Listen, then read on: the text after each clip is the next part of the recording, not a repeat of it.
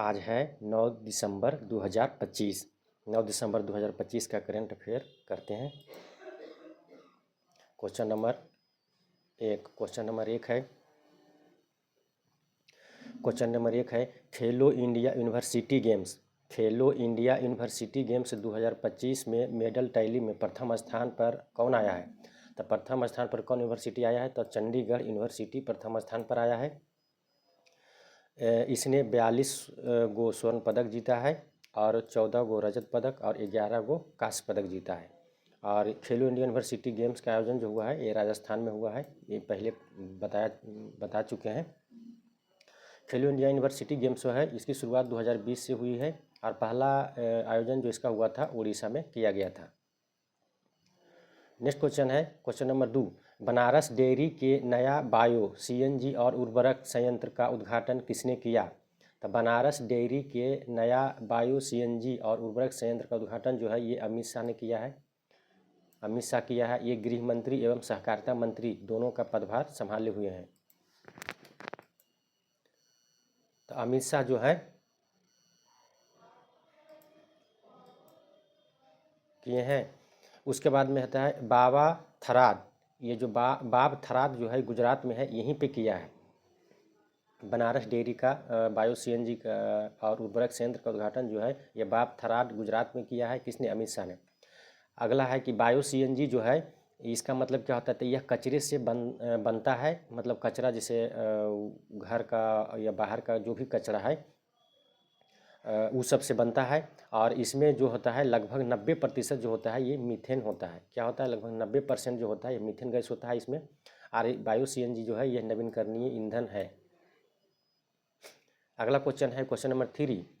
इसमें कह रहा है कि किस बैंक को स्मॉल फाइनेंस बैंक यानी SFB में बदलने की मंजूरी मिली है? तो किस बैंक को स्मॉल फाइनेंस बैंक में बदलने की मंजूरी मिली है? थी फिनो पेमेंट बैंक। कौन मिला है? फिनो पेमेंट्स बैंक को मिला है। इसको बदल कर अब स्मॉल फाइनेंस बैंक कर दिया जाएगा। इसकी फिनो पेमेंट्स बैंक जो था इसकी शुरुआत जो हुआ था 2017 से हुआ था। इसको बदल के स्मॉल फाइनेंस बैंक कर दिया जाएगा। अगला क्वेश्चन है क्वेश्चन नंबर 4। क्वेश्चन नंबर 4 जो है इसमें है कि आई लाइक चैलेंजेज पुस्तक किसके जीवन पर आधारित है? आई लाइक चैलेंजेज पुस्तक जो है इसका तो सबसे पहले विमोचन किया है अमित शाह ने। किसने किया है? विमोचन अमित शाह ने किया है अहमदाबाद में, गुजराती भाषा में किया है।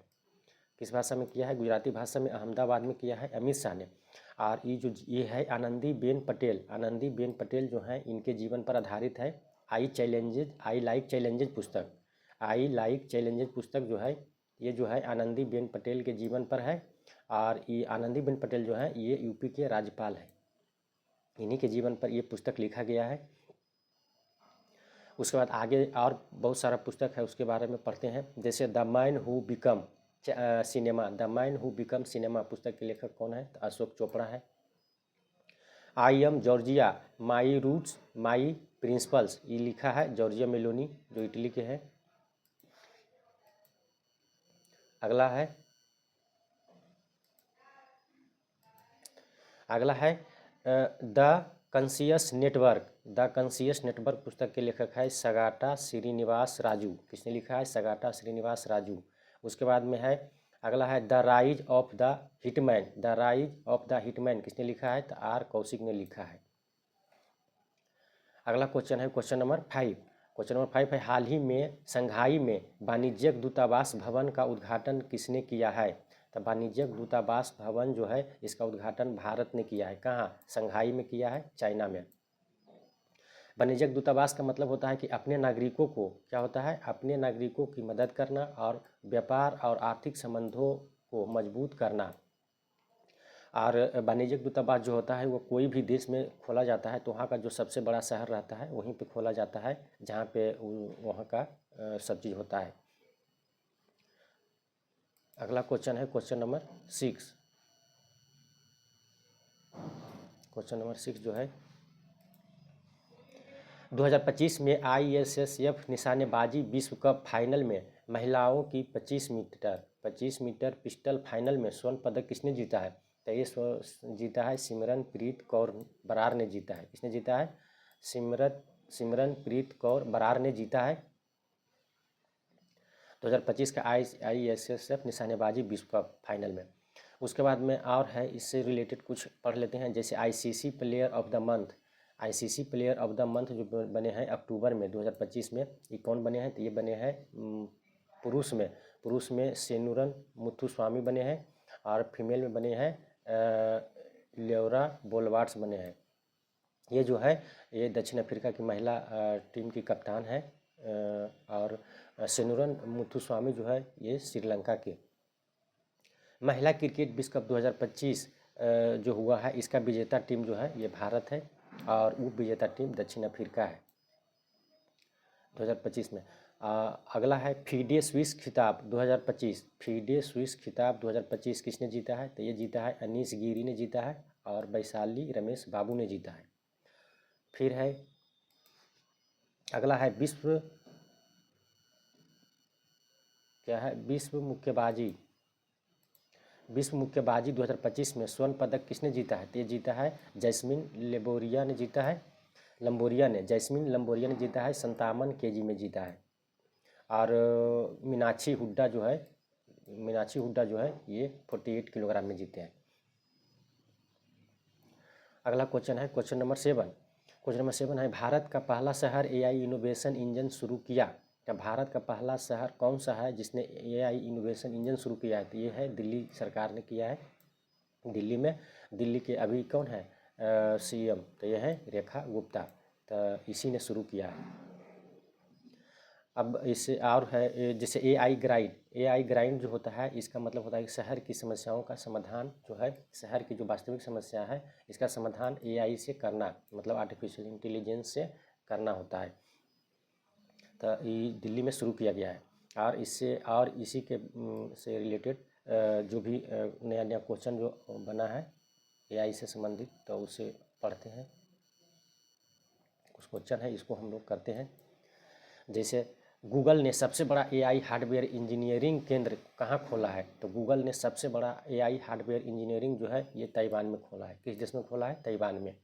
मालगाड़ियों की सुरक्षा के लिए भारतीय रेलवे ने शुरू किया है, तो कौन सी पहल शुरू किया है मालगाड़ियों की सुरक्षा के लिए भारतीय रेलवे ने? तो ये शुरू किया है दृष्टि प्रणाली। किसने शुरू किया, क्या पहल है? तो दृष्टि।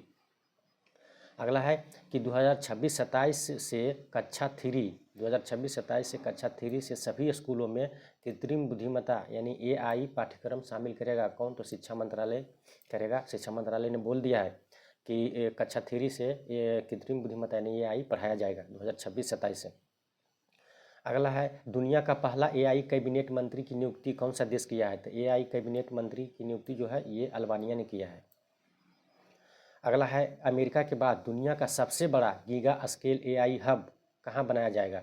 तो अमेरिका के बाद दुनिया का सबसे बड़ा गीगा स्केल AI हब जो है यानी आर्टिफिशियल इंटेलिजेंस हब जो है ये विशाखापट्टनम में बनाया जाएगा, भारत में। उसके बाद में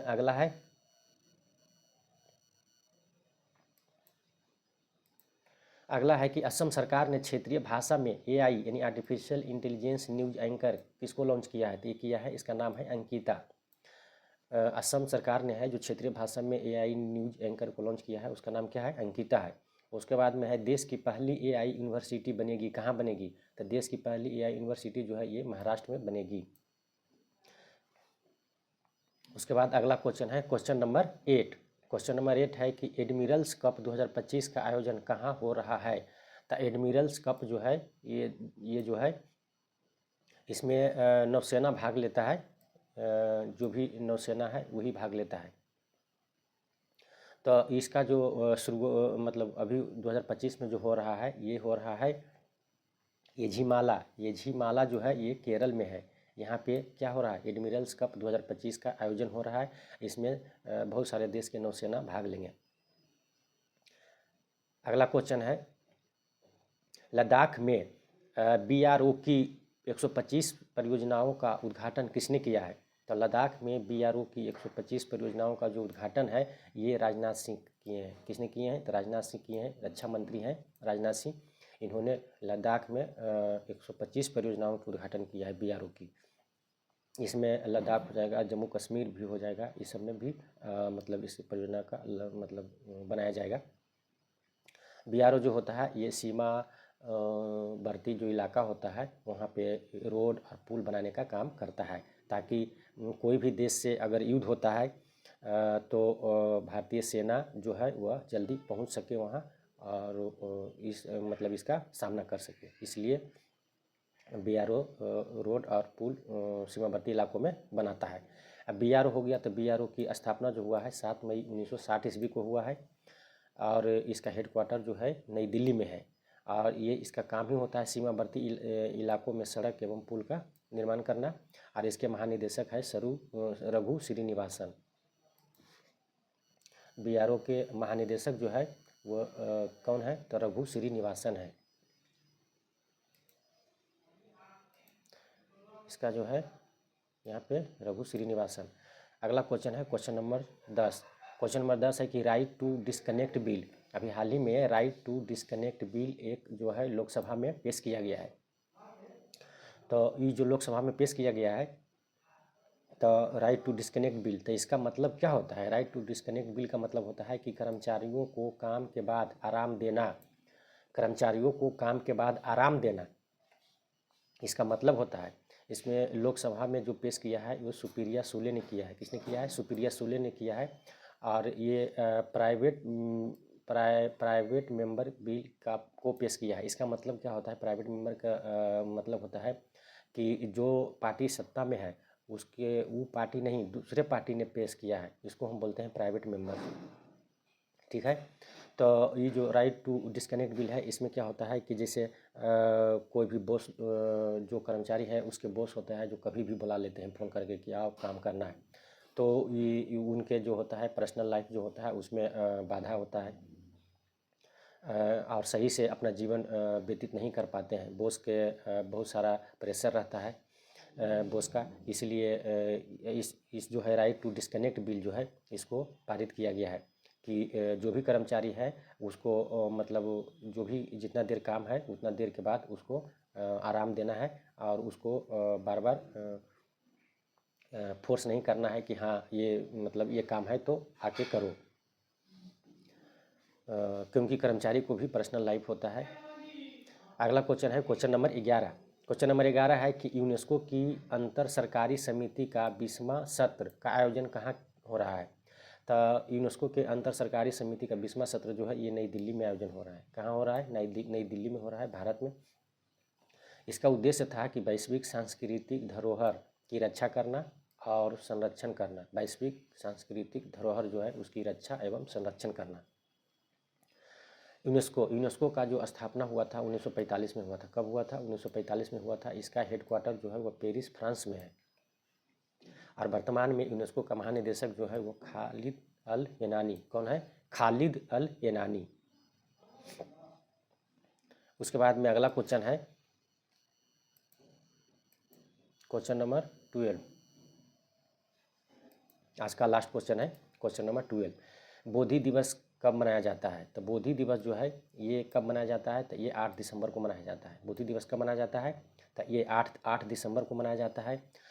बोधि दिवस जो है ये भगवान बुद्ध के जीवन से संबंधित है, क्योंकि बोधि वृक्ष के निकट भगवान बुद्ध को ज्ञान की प्राप्ति हुआ था, इसीलिए वो बुद्ध कहलाए। उसके पहले उनका नाम जो था वो सिद्धार्थ था वास्तविक नाम, लेकिन जब बोधि वृक्ष के निकट जब उनको ज्ञान की प्राप्ति हो गया उस समय से वो बुद्ध कहलाने लगे।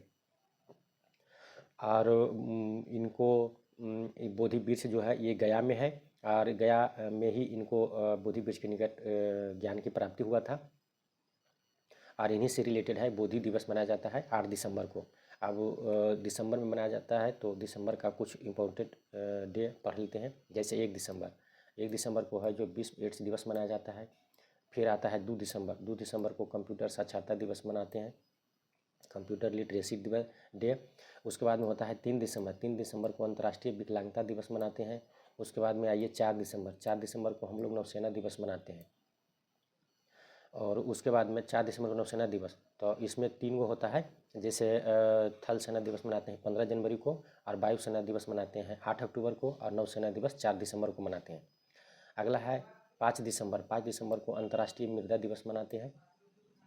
उसके बाद अगला है 7 दिसंबर। 7 दिसंबर को भारतीय सशस्त्र सेना झंडा दिवस मनाते हैं। उसके बाद अगला है 10 दिसंबर। 10 दिसंबर को विश्व मानवाधिकार दिवस मनाते हैं, इम्पोर्टेंट है। उसके बाद 11 दिसंबर को यूनिसेफ दिवस मनाते हैं। उसके बाद में अगला है 14 दिसंबर। 14 दिसंबर को राष्ट्रीय ऊर्जा संरक्षण दिवस मनाते हैं। उसके बाद अगला है 16 दिसंबर। 16 दिसंबर को हम लोग विजय दिवस मनाते हैं। तो अभी 16 दिसंबर तक इसमें बताए हैं। अगला आएगा तो उसमें मतलब 16 दिसंबर से बाद 30 दिसंबर तक के बताएंगे उसमें।